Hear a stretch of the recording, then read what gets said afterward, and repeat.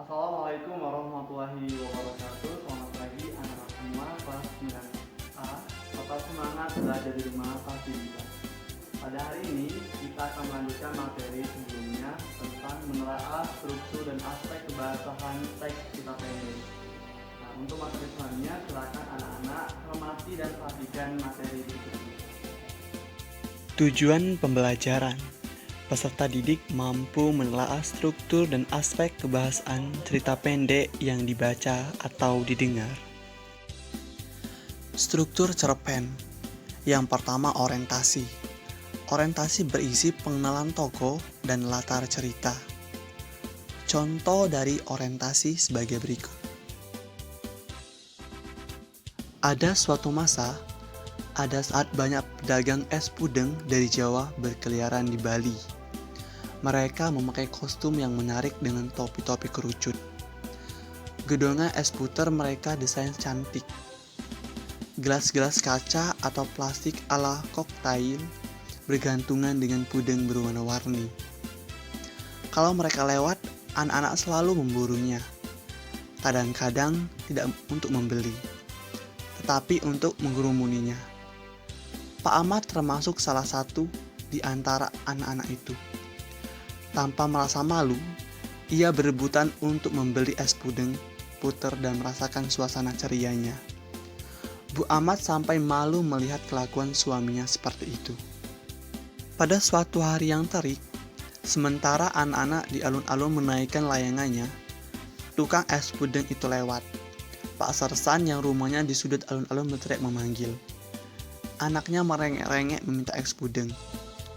Waktu tukang es pudeng itu menuju ke sana, hampir semua anak-anak yang sedang bermain layang-layang menolehkan kepalanya. Yang punya duit langsung lari sambil menggulung tali layangannya. Tak terkecuali Pak Ahmad. Waktu itu ia sedang memperhatikan seorang juragan ayam yang sedang memandikan ayam-ayamnya. Ahmad meraba kantongnya, lalu merasakan ada uang di dalamnya. Ia langsung ikut berlari ke rumah Pak Sersan. Pada contoh orientasi ini sangat jelas berisi pengenalan tokoh. Dimulai dari ada suatu masa, ada saat banyak pedagang es pudeng dari Jawa berkeliaran di Bali. Nah, di sana penulis mengenalkan seorang tukang es pudeng yang dari Jawa berkeliaran di Bali. Di situ juga penulis mengenalkan tokoh anak-anak, tokoh Pak Ahmad yang sangat senang dengan es pudeng. Dan di paragraf 2, di situ ada tokoh Pak Sersan dimunculkan oleh penulis yang anaknya merengek-rengek untuk dibelikan es pudeng.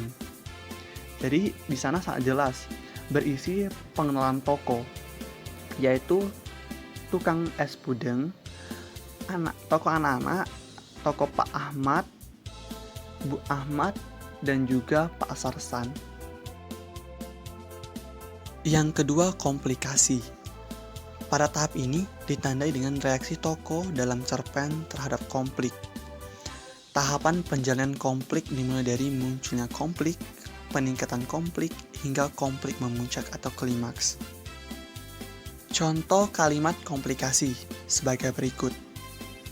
Jangan ribut, teriak Pak Sersan membentak anak-anak yang berdatangan itu. Ada orang sakit di dalam. Sabar, sabar, kata tukang es pudeng. Satu persatu semuanya nanti dapat. Aku dulu, kata anak-anak sambil mengacungkan uangnya. Aku dulu, teriak Pak Sersan marah. Pudengnya yang merah. Tukang pudeng agak panik. Ia mengambil pudeng warna oranye, merah. Teriak Pak Sersan. Tukang pudeng itu tambah gugup dan menyerahkan pudeng oranye. Pak Sersan naik pitam. Ia menolak kotail berisi pudeng oranye hingga jatuh. Anak-anak ketawa. Diam. Merah. Kamu tahu nggak merah itu apa? Ini merah. Merah seperti matamu itu. Anak-anak tertawa lagi. Pada tahap komplikasi, ditandai dengan reaksi tokoh dalam cerpen terhadap konflik. Nah, di sini tokoh Pak Sersan membentak anak-anak yang berdatangan yang tidak sabar untuk membeli es puding. Dilanjutkan lagi, tokoh Pak Sersan marah dengan tukang es puding karena es puding yang dipesan tidak sesuai dengan apa yang Pak Sersan pesan. Nah, jadi di sini konflik dari cerpen ini muncul. Yang ketiga, tahap evaluasi. Tahap evaluasi ditandai dengan adanya konflik yang dimulai diarahkan pada pemecahannya. Contoh dari evaluasi sebagai berikut. Pak Ahmad merasa sanggup menghajar orang itu, meskipun usianya lebih tua. Semangat mati dalam pertempuran melawan penjajah tiba-tiba bangkit lagi. Tapi rasanya itu tidak sepadan dan tidak gaya untuk berhadapan dengan tuntutan keadilan hanya gara-gara tukang es yang kacau ini. Tanpa merasa takut sedikit pun, Pak Ahmad menaruh uang 10.000 di atas salah satu gelas tukang es itu. Lalu, dengan perasaan hancur lebur, ia berbalik dan pergi, siap mengajar kalau tukang es itu mencoba menyerangnya.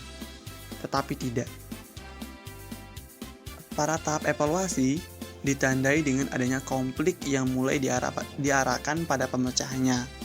Dari contoh ini, sangat jelas konflik sebelumnya akan segera berakhir. Tanpa merasa takut sedikit pun, Pak Ahmad menaruh uang 10.000 di atas salah satu gelas es itu. Lalu dengan perasaan hancur lebur, ia berbalik dan pergi, siap menghajar kalau tukang es itu mencoba menyerangnya, tetapi tidak. Nah, di sana sangat jelas bahwasanya konflik yang terjadi sebelumnya akan segera berakhir. Dan yang terakhir, resolusi. Para tahap ini ditandai dengan upaya pengarang untuk mengungkapkan solusi dari berbagai konflik yang dialami tokoh. Contoh dari resolusi sebagai berikut. Sambil menanak air mata, Pak Ahmad berjalan pulang. Belum sampai 1 abad merdeka, citra anak bangsa terhadap keadilan sudah sangat berbeda-beda. Apa yang sedang terjadi dengan bangsaku ini? Bisik Pak Ahmad. Unsur kebahasaan cerita pendek. Yang pertama menggunakan kalimat deskriptif. Kalimat deskriptif adalah kalimat yang menggambarkan suatu objek, hal, orang, atau peristiwa sehingga pembaca seperti melihat, mendengar, dan merasakan seperti apa yang digambarkan. Yang kedua, menggunakan kata atau kalimat ekspresif. Kata atau kalimat ekspresif yang dimaksud di sini adalah penggunaan kata atau kalimat yang mampu mengekspresikan perasaan pengarang melalui tuturan tokoh. Yang ketiga, menggunakan majas. Majas merupakan pemanfaatan kata atau kalimat untuk memperoleh efek tertentu. Dengan majas, teks akan lebih indah, imajinatif, ataupun ekspresif. Berikut beberapa majas yang sering digunakan dalam cerpen. Yang pertama, repetisi. Yang kedua, eufemisme. Yang ketiga, litotes. Yang keempat, palionisme. Yang kelima, hiperbol. Yang keenam, simile. Yang ketujuh, metafora. Yang kedelapan, personifikasi. Yang kesembilan, ironi. Itulah materi yang dapat Bapak sampaikan. Sampai jumpa di materi selanjutnya. Wassalamualaikum warahmatullahi wabarakatuh.